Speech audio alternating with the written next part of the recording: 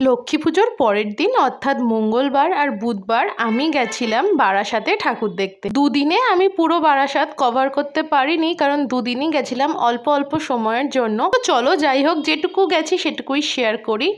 তো প্রথম দিন মঙ্গলবারে গিয়ে তো দেখি মারাত্মক ভিড় দেখে আমার মাথায় হাত। তো যাই হোক, সেই সমস্ত ভিড় ঠেলে চলে আসলাম লালি সিনেমা হলের ঠিক উল্টো দিকে। এখানকার ঠাকুর দেখতে প্যান্ডেলটা তো দুর্দান্ত হয়েছিল, আর ভিতরে ছিল মা কালীকে পুরো সোনায় মোড়ানো, মানে পুরো সোনা দিয়ে মা কালীকে সাজানো। তো আমরা অনেকক্ষণের ভিড় ঠেলে ফাইনালি চলে এসেছি ভিতরে, আর এই ছিল ভিতরের প্যান্ডেলটা, যেটা বেশ সুন্দর।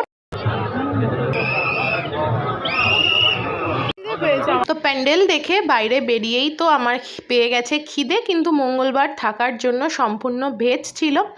তো প্রথমেই একটা নিরামিষ পাপড়ি চাট খেয়ে নিলাম, 50 টাকা প্লেট ছিল, খেতে ভালোই ছিল। এই হলো পাপড়ি চাটের আউটলুক, বেশ ভালো ছিল। তারপর চলে আসলাম ফুচকা খেতে। 20 টাকায় ছিল 6টা ফুচকা, কিন্তু ফুচকাটা একেবারেই ভালো ছিল না।